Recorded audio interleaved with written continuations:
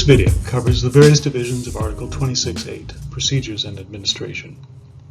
The first division spells out who the decision-making and advisory bodies are in the development review process.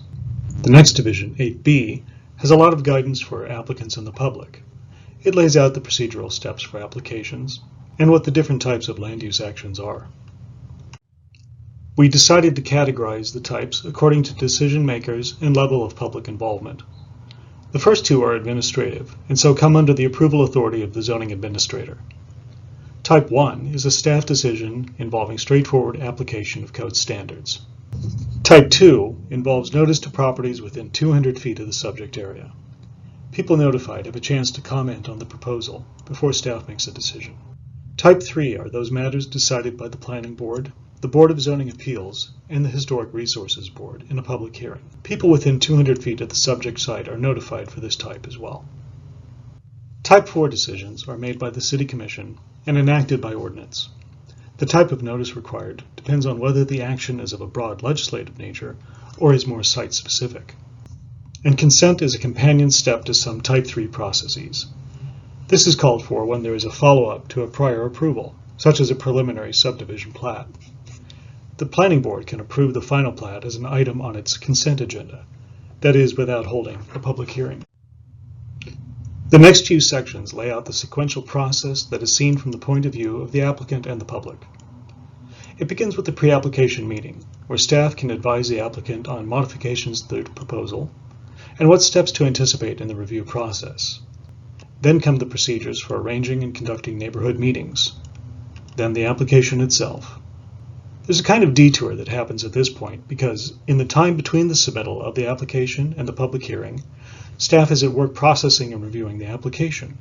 We'll go over those next steps in the next division of this article. During that review time between application and hearing, any required published, mailed, and posted notices are produced and sent out. And then the hearing happens and a decision is made.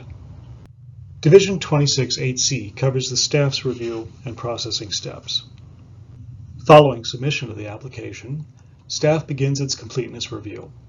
This process gives staff up to 15 days to determine if the application is complete and sufficient. If it's found lacking, the applicant is given a period of time to submit corrections or supplements. Once deemed complete, staff gets the ball rolling by soliciting memoranda from other departments in the referral process. As those comments start coming in, staff begins drafting a report on the application. The staff report is guidance for the decision makers. Does the proposal meet the criteria for approval or not? Are there conditions of approval that should be added to ensure a better project? That takes us out of the internal steps and back into the public side of the process as described previously.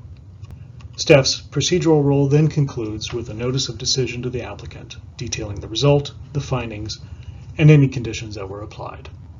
And Division 8D contains some post-approval housekeeping items. The remaining two divisions in Article 26.8 have to do with nonconformities and enforcement of this chapter. This video won't cover nonconformities because it's a fairly involved topic, so it will get a show of its own. Enforcement is a standard administrative section of any development code. It describes the steps to deal with violations of the code.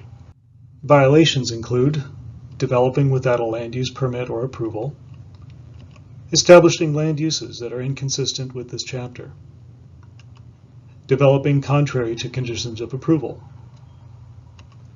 creating non-conforming yards or setbacks, increasing the intensity of a use without approval, and selling lots without an approved plat of subdivision. The rest of the division describes enforcement steps, including notice to the responsible party and working with them toward compliance. That concludes this video on Article 26.8. Thanks for watching.